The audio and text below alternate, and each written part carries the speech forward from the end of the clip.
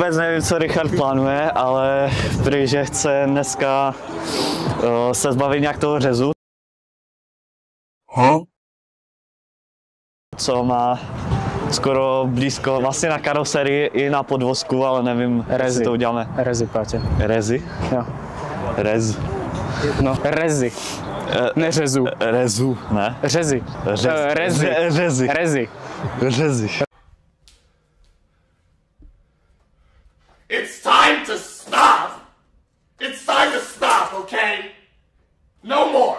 Koroze, řekni koroze. Dobré, zbavujeme se koroze dneska. Takže máme tady nějaké nářadí a máme tady res. A jak moc si víte, tak res na autu není dobrá. Tu nechceme. Takže jsme byli v Obi a koupili jsme tyhle fakt tvrdé Skopy. kartáče, nebo jak se tomu říká. A musíte tu res prostě dát do jelikož je tady díra, kde by se vlezl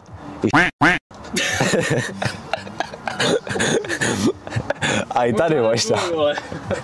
Tak, nevím, jak to udělat, abych to úplně neprodřel, protože jak můžete vidět, tak tady to není zas tak špatné, jo, ta res. Takže, pan Richard už to tady off kameru udělal tady, jo, kde už je to jakoby trošku lepší. A nevím, jakoby, jestli to mám úplně prodřít, ať tam je ještě věcí džuzna.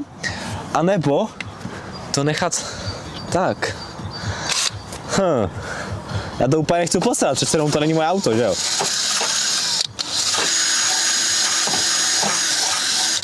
Praší se z toho jak... Komina. Komina.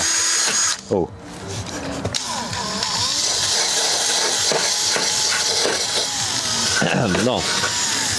Přijdu tomu trošku, kámo. Jo? No, zkusíme ten druhý ten, protože tam můžeme tak hezky zajet.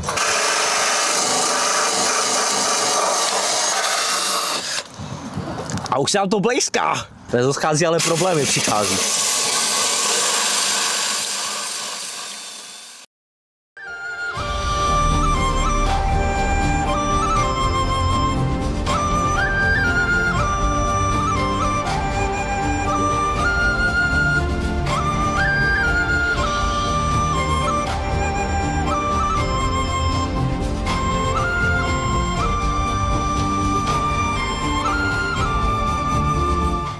Pojďme dělat, že to je dobrý, jo? No, tak jo.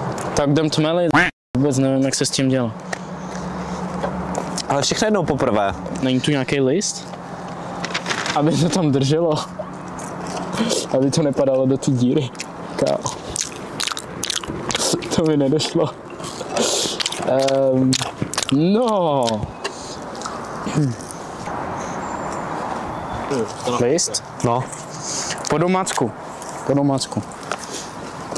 List zakryje díru. A aby nebylo poznat, že tam je list, tak ho přetřeme tmelem.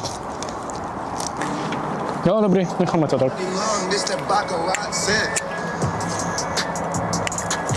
Takže jdu se vychcat, takže čau. To říká, to je správný, to je prostě za co vzít. Čo bys k němu přijít? To je prostě za co vzít. Aj metru poviem. Už mŕtvy.